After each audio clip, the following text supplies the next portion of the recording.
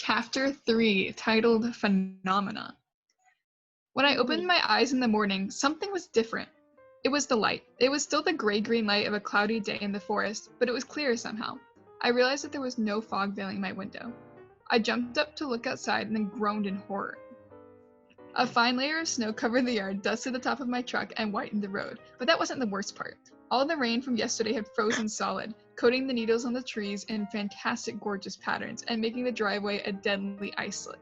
I had enough trouble not falling down when the ground was dry. It might be safer for me to go back to bed now.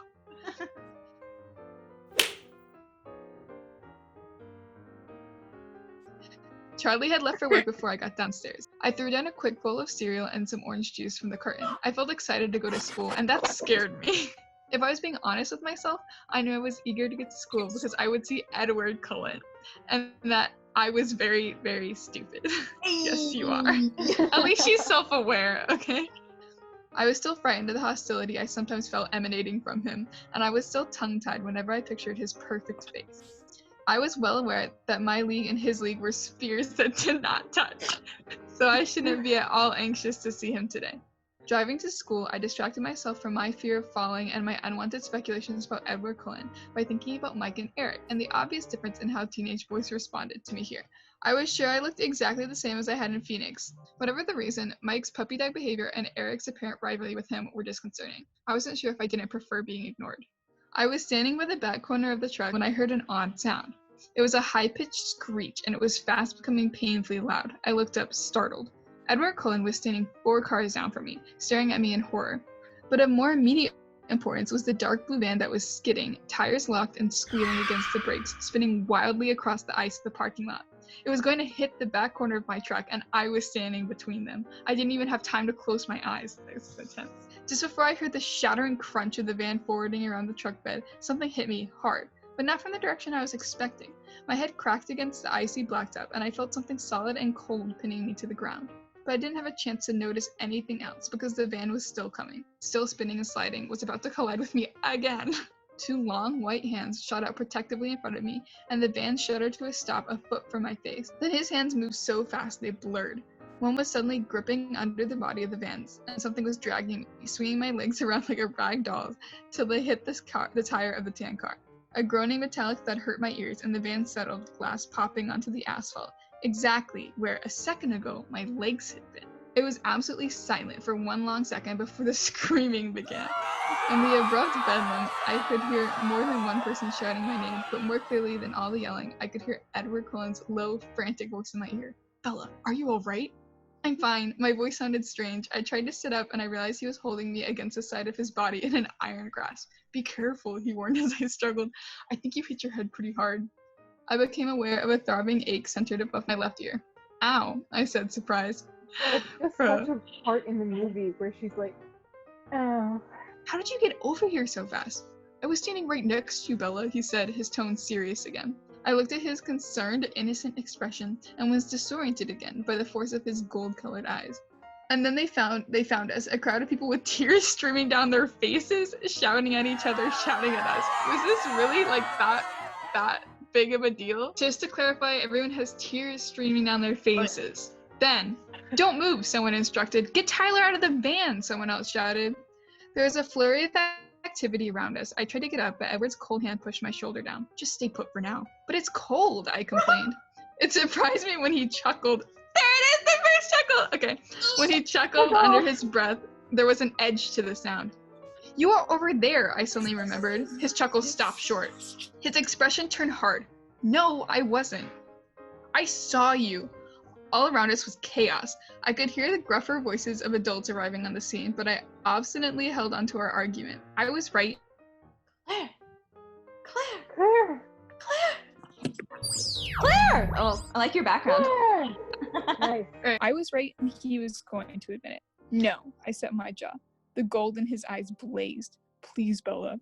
"Why?" I demanded. "Trust me," he pleaded, his soft voice overwhelming. I could hear the sirens now. "Will you promise to explain everything to me later?" "Fine," he snapped, abruptly exasperated. "Fine," I repeated angrily. It took 6 EMTs and 2 teachers, Mr. Varner and Coach Clapp, to shift the van far enough away from us to bring the stretchers in.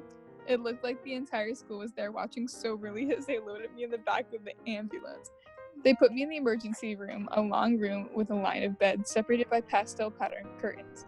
There was another flurry of hospital personnel, another stretcher brought to the bed next to me. I recognized Tyler Crawley from my government class beneath the bloodstained bandages wrapped tightly around his head.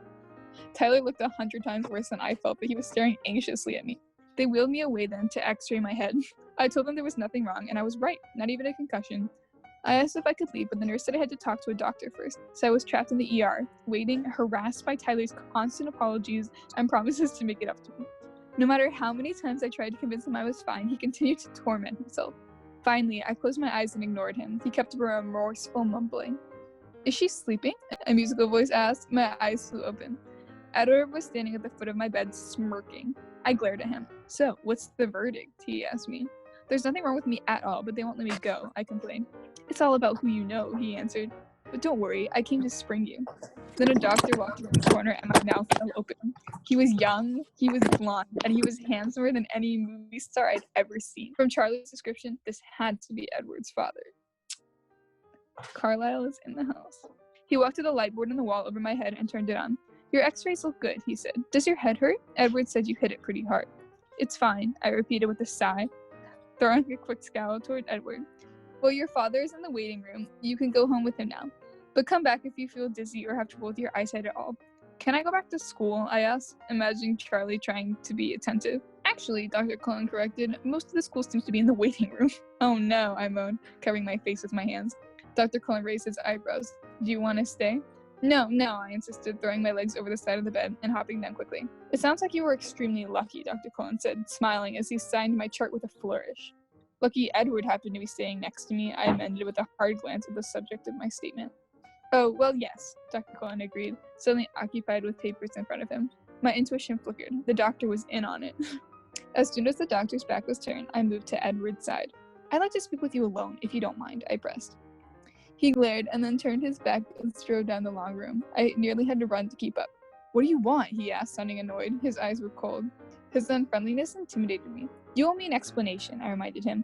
"I saved your life. I don't owe you anything." I flinched back from the resentment in his voice. "You promise." I think Edward's just bipolar. He's stuck in the teenage angst years. "What do you think happened?" he snapped. It came out in a rush. "All I know is that you weren't anywhere near me. Tyler didn't see you either, so don't tell me I hit my head too hard. That van was going to crush us both, and it didn't. And your hands left dents in the side of it and left another dent in another car. But you're not hurt at all. And the van should have smashed my legs, but you were holding it up. You think I lifted a van off you?" His tone questioned my sanity. I merely nodded once, jaw tight. "Can't you just thank me and get over it?" "Thank you." I waited, fuming and expectant. "You're not going to let it go, are you?" "No." "In that case, I hope you enjoy disappointment." Oh my god. Shut that down. We scowled at each other in silence. I was the first to speak, trying to keep myself focused. "Why did you even bother?" I asked frigidly. "I don't know," he whispered, and then he turned his back on me and walked away. I waved sheepishly at my friends, hoping to convey that they didn't need to worry anymore. We drove in silence. I was so wrapped up in my thoughts that I barely knew Charlie was there. When we got to the house, Charlie finally spoke. You'll need to call Renee." He hung his head, guilty. I was appalled. "You told Mom?" My mom was in hysterics, of course. I'd tell her I felt fine at least 30 times before she would calm down. I was consumed by the mystery Edward presented. I'm more than a little obsessed by Edward himself. Stupid, stupid, stupid. I decided I might as well go to bed early that night. Charlie continued to watch me anxiously, and it was getting on my nerves. I stopped on my way to grab 3 Tylenol from the bathroom. They did help, and as the pain eased, I drifted to sleep. That was the first night I dreamed of Edward Cullen. The first of many. Because you can't get mad that Charlie told his mom she was in a car accident. Yeah, that's ridiculous. That's super normal. Oh, next chapter's the one where I think all the guys start asking her out. Oh. I just want Edward to sparkle already. Chapter 4, Invitations. In my dream, it was very dark, and what dim light there was seemed to be radiating from Edward's skin. No matter how fast I ran, I couldn't catch up to him. No matter how loud I called, he never turned. After that, he was in my dreams nearly every night, but always on the periphery, never within reach. The month that followed the accident was uneasy, tense, and at first, embarrassing. To my dismay, I found myself at the center of attention for the rest of the week. Tyler Crowley was impossible, following me around, obsessed with making amends to me somehow. He followed me between classes and sat at our now crowded lunch table. Mike and Eric were even less friendly toward him than they were to each other, which made me worry that I'd gained another unwelcome fan. The Cullens and the Hales sat at the same table as always, not eating, talking only amongst themselves. None of them, especially Edward, glanced my way anymore. When he sat next to me in class, as far from me as the table would allow, he seemed totally unaware of my presence. He wished he hadn't pulled me from the path of Tyler's van. There was no other conclusion I could come to. I watched him sometimes, unable to stop myself. From a distance, though. In the cafeteria or parking lot, I watched as his golden eyes grew perceptibly darker day by day. But in class, I gave no more notice that he existed than he showed toward me. Mike, at least, was pleased by the obvious coolness between me and my lab partner. I could see he'd been worried that Edward's daring rescue might have impressed me, and he was relieved that it seemed to have the opposite effect. The snow washed away for good after that one dangerously icy day. The rain continued heavily, though, and the weeks passed. Jessica made me aware of another event looming on the horizon. She called the first Tuesday of March to ask my permission to invite Mike to the Girls' Choice Spring Dance in 2 weeks. "Are you sure you don't mind? You weren't planning to ask him?" she persisted when I told her I didn't mind in the least. The next day, I was surprised that Jessica wasn't her usual gushing self and trig in Spanish. She was silent as she walked by my side between classes, and I was afraid to ask her why. My fears were strengthened during lunch when Jessica sat as far from Mike as possible, chatting animatedly with Eric. Mike was unusually quiet. Mike was still quiet as he walked me to class, the uncomfortable look on his face a bad sign. But he didn't broach the subject until I was in my seat and he was perched on my desk. So, Mike said, looking at the floor, "Jessica asked me to the spring dance." "That's great." I made my voice bright and enthusiastic. Well, he floundered as he examined my smile, clearly not happy with my response. I told her I had to think about it. "Why would you do that?" I let disapproval color my tone. His face was bright red as he looked down again. "I was wondering if you might be planning to ask me." I paused for a moment, but I saw from the corner of my eye Edward's head tilt reflexively in my direction. "Mike, I think you should tell her yes," I said. The secondhand embarrassment is real. "Did you already ask someone?" Did Edward notice how Mike's eyes flickered in his direction? "No," I assured him. "I'm not going to the dance at all." "Why not?" Mike demanded. "I'm going to Seattle that Saturday," I explained. "Can't you go some other weekend?" "Sorry, no," I said. "So you shouldn't make Jess wait any longer. It's rude." "Yeah, you're right," he mumbled and turned, dejected, to walk back to his seat.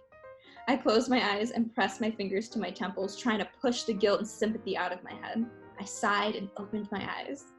And Edward was staring at me curiously. I stared back, surprised, expecting him to look quickly away, but instead he continued to gaze with probing intensity into my eyes. "That's terrifying!" Like someone was just like, it's like, I looked down at my book as soon as his eyes released me, trying to find my place. I tried very hard not to be aware of him for the rest of the hour, and since that was impossible, at least not to let him know that I was aware of him. When the bell rang at last, I turned my back to him to gather my things, expecting him to leave immediately as usual. "Bella? What? Are you speaking to me again?" I finally asked. His lips twitched, fighting a smile. "No, not really," he admitted. I closed my eyes and inhaled slowly through my nose, aware that I was gritting my teeth. "Then what do you want, Edward?" I asked. "I'm sorry." He sounded sincere. "I'm being very rude, I know. But it's better this way. Really. It's better if we're not friends," he explained. "Trust me." My eyes narrowed. I'd heard that before. "It's too bad you didn't figure that out earlier," I hissed through my teeth. "You could have saved yourself all this regret." Regret? The word and my tone obviously caught him off guard. Regret for what? For not just letting that stupid van squish me. He was astonished. He stared at me in disbelief. "You think I regret saving your life?" "I know you do," I snapped. "You don't know anything." He was definitely mad. I gathered my books together, then stood and walked to the door. I almost ran to the truck. There were just so many people I wanted to avoid. I almost had a stroke when I rounded the corner and saw a tall, dark figure leaning against the side of my truck. Then I realized it was just Eric. "Hi, Bella." "What's up?" I said as I was unlocking the door. I was just wondering if you would go to the spring dance with me? His voice broke on the last word. I thought it was girl's choice, I said, too startled to be diplomatic. Well, yeah, he admitted, shamefaced. Thank you for asking me, but I'm going to be seeing Seattle that day. Oh, he said, well, maybe next time. He slouched off back toward the school. I heard a low chuckle. Edward was walking past the front of my truck, looking straight forward, his lips pressed together. I yanked the door open and jumped inside, slamming it loudly behind me. I revved the engine deafeningly and reversed out into the aisle. Edward was in his car already, 2 spaces down, sliding out smoothly in front of me, cutting me off. I looked in my rearview mirror. A line was beginning to form. While I was sitting there, looking everywhere but at the car in front of me, I heard a knock on my passenger side window. I looked over. It was Tyler. I leaned across the cab to crank the window down. I'm sorry, Tyler, I'm stuck behind Cullen. Oh, I know. I just wanted to ask you something while we're trapped here, he grinned. This could not be happening. Will you ask me to the spring dance, he continued? I'm not going to be in town, Tyler. My voice sounded a little sharp. I had to remember it wasn't his fault that Mike and Eric had already used up my quota of patience for the day. Sorry, Tyler, I said, working to hide my irritation. I really am going out of town. That's cool. We still have prom. And before I could respond, he was walking back to his car. I looked forward to see Alice, Rosalie, Emmett, and Jasper all sliding into the Volvo. In his rearview mirror, Edward's eyes were on me. He was unquestionably shaking with laughter, as if he'd heard every word Tyler had said. I drove home slowly, carefully, muttering to myself the whole way. Like, I just picture in this, grandpa truck, The next morning, when I pulled into the parking lot, I deliberately parked as far as possible from the silver Volvo. Getting out of the cab, I fumbled with my key, and it fell into a puddle. As I bent to get it, a white hand flashed out and grabbed it before I could. I jerked upright. Edward Cullen was right next to me, leaning casually against my truck. How do you do that? I asked in amazed irritation. Do what? He held my key out as he spoke. As I reached for it, he dropped it into my palm. Appear out of thin air. Bella, it's not my fault if you're exceptionally unobservant. His voice was quiet as usual. Velvet. Sass. I love the sass. His eyes were light again today, a deep golden honey color. Why the traffic jam last night? I demanded. I thought you were supposed to be pretending I don't exist, not irritating me to death. That was for Tyler's sake, not mine. I had to give him his chance, he snickered. It felt like the heat of my anger should physically burn him, but he only seemed more amused. Why won't you leave me alone? I grumbled. I wanted to ask you something, but you sidetracked me, he chuckled. Fine then. What do you want to ask? I was wondering if, a week from Saturday, you know, the day of the spring dance. Are you trying to be funny? I interrupted him, wheeling toward him. I heard you say you're going to Seattle that day, and I was wondering if you wanted a ride. But what? I wasn't sure what he was getting at. Do you want a ride to Seattle? With who? Myself, obviously. I was still stunned. I can't keep up with you. I thought you didn't want to be my friend. I said it would be better if we weren't friends. Not that I didn't want to be. Oh, thanks. Now that's all cleared up. Heavy sarcasm. It would be more prudent for you not to be my friend, he explained. But I'm tired of trying to stay away from you, Bella. I couldn't remember how to breathe. Will you go with me to Seattle? He asked, still intense. I couldn't speak yet, so I just nodded. He smiled briefly, and then his face became serious. You really should stay away from me, he warned. I'll see you in class. He turned abruptly and walked back the way we'd come.